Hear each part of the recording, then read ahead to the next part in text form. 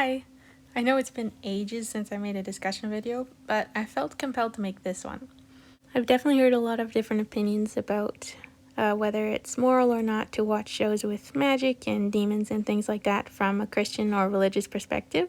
And recently I was discussing Demon Slayer in particular with someone, and I've always wanted to make a video on this show, so let's get into it. First of all, besides the obvious spoiler warning for all of Demon Slayer, this video is not about whether it's good or bad to watch something as a Christian. That's completely between you and God, in my opinion.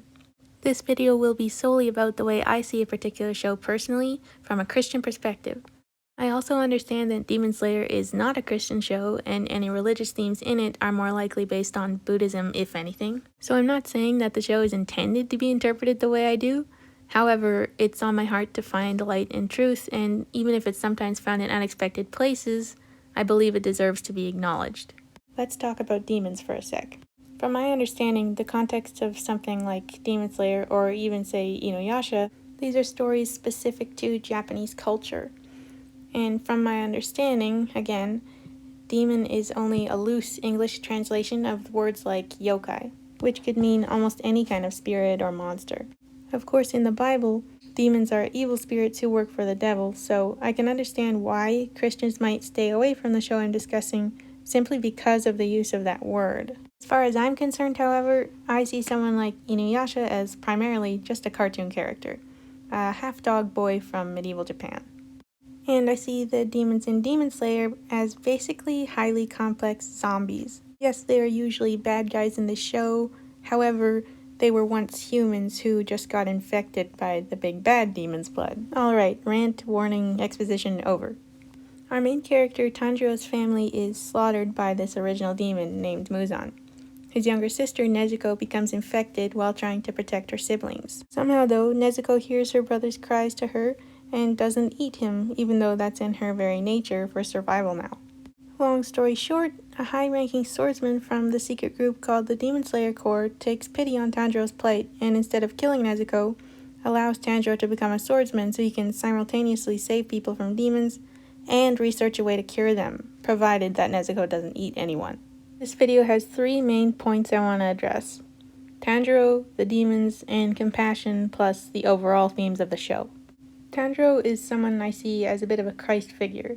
He's different than much of his peers because he has a unique view of the demons since his sister has become one.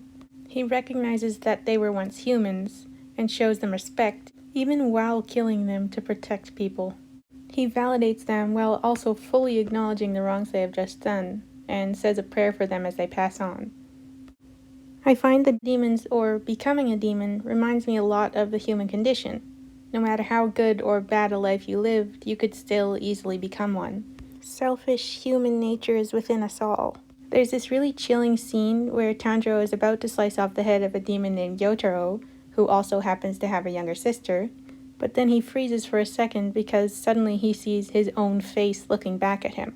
Nezuko may not have fallen this far, but if things had happened differently, and especially if not for all the support they received early on, this could very easily have happened. The only hope people have against this is to either keep killing the demons and pray they don't become one as well, or hope that there's a cure for this condition.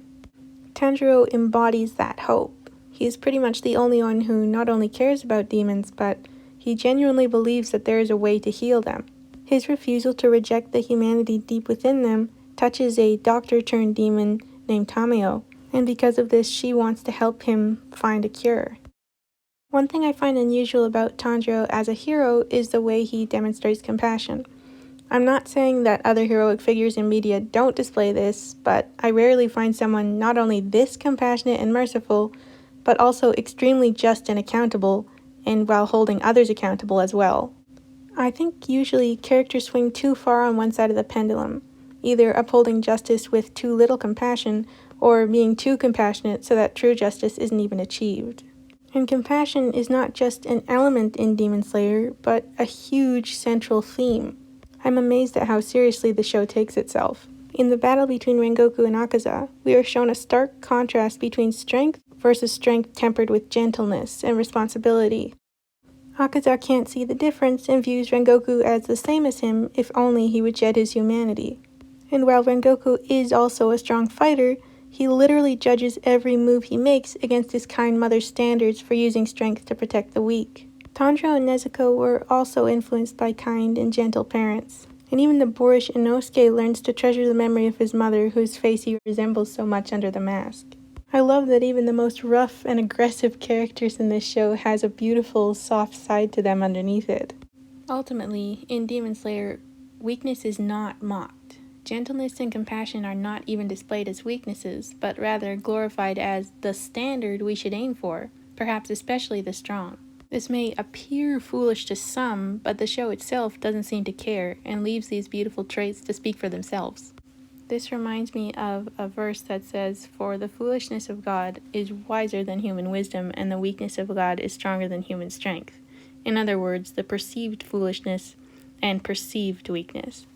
By the end of the fight, even though the good guys don't win exactly since Rengoku dies and Akaza escapes, the true victor is clear in a different sense. Since Akaza is shown to be a coward in spite his superior strength, and Rengoku accomplishes what he set out to do, and that was to protect the train passengers and the younger swordsman.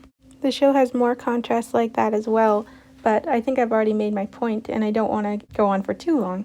But there is one more thing I wanted to mention. In the final arc of the manga, Tanjiro does become a demon as Muzan's last-ditch attempt to survive. Inside Tanjiro's mind, the two of them fight, Muzan stating that his friends will not forgive him for hurting them as a demon, even if he can manage to fight him off and regain control. This somewhat mirrors the way that Satan is an accuser in the Bible and points us to our flaws to make us feel like we can't possibly reconnect with God again.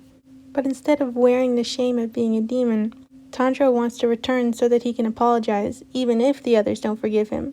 He would rather die as a human than become the ultimate creature, as Muzan would have it. I don't think I'm skilled enough to try to sum up the whole series because not only would that be a lot to cover, but I don't really feel like I would do it justice. But hopefully I've established at least some of the beauty found within this captivating story. I should say that this isn't really a defense for the show exactly, but just some of the reasons why I myself love it. This was the first story to make me weep uncontrollably. Not because it was sad, but because it was so beautiful. So, in other words, I finally got over myself and decided it's okay to cry, even for simple reasons. But anyways, I hope you enjoyed this video, and as always, thanks so much for watching, everyone.